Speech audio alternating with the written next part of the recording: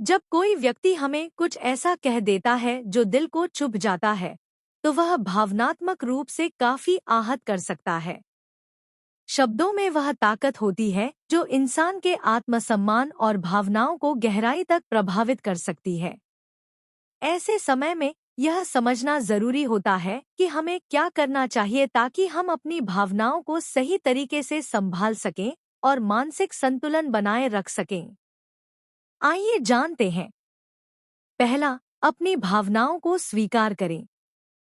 सबसे पहले यह समझें कि दुखी, गुस्से में या अपमानित महसूस करना एक स्वाभाविक मानवीय प्रतिक्रिया है। इसे दबाना या नजरअंदाज करना आपके मानसिक स्वास्थ्य के लिए नुकसानदायक हो सकता है। खुद से यह कहना कि हाँ, मैं आहत हूँ, हीलिंग की पहली सीढ़ी है। दूसरा, शांत रहें और तुरंत प्रतिक्रिया न दें। जब आप भावनात्मक रूप से आहत होते हैं, तो तुरंत प्रतिक्रिया देने से स्थिति बिगड़ सकती है। कुछ समय के लिए खुद को शांत करें, गहरी सांस लें और खुद से पूछें, क्या मैं इस पर अभी प्रतिक्रिया देने के लिए तैयार हूँ? थोड़ा रुककर सोचने से आप भावनाओं में बहकर कोई गलत निर्णय नहीं लेंगे। तीसरा, बात की गहराई को समझें।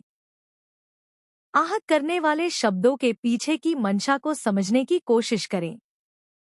क्या सामने वाला व्यक्ति जानबूझकर आपको नीचा दिखाना चाहता था, या वह खुद किसी परेशानी में था?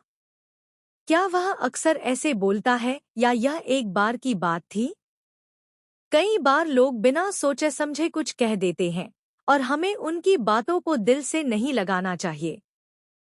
चौथा, संवाद करें। अगर आपको लगता है कि रिश्ते में सुधार की गुंजाइश है, तो शांत और सम्मानजनक तरीके से अपनी बात रखें। उदाहरण के लिए, आप कह सकते हैं, जब आपने ऐसा कहा तो मुझे दुख हुआ। आपसी संवाद से गलतफहमी दूर हो सकती है और सामने वाला अपनी गलती समझ सकता है।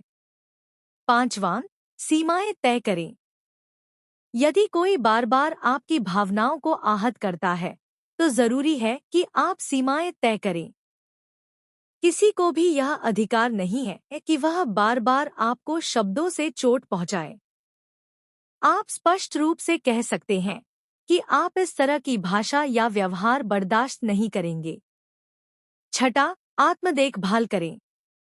अपनी मानसिक और भावनात्मक सेहत का ध्यान रखें। ध्यान, योग, जर्नलिंग या किसी करीबी मित्र से बात करने से आपको राहत मिल सकती है। अपनी रुचियों और सकारात्मक चीजों में मन लगाएं।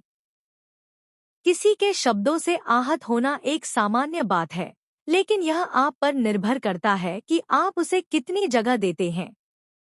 अपने आत्मसम्मान को बनाए रखें, संवाद करें और जरूरत हो तो दूरी बनाना भी सीखें। यही मानसिक मजबूती की निशानी है। ऐसी और फायदेमंद बातें जानने के लिए प्लीज मेरे चैनल को सब्सक्राइब करें।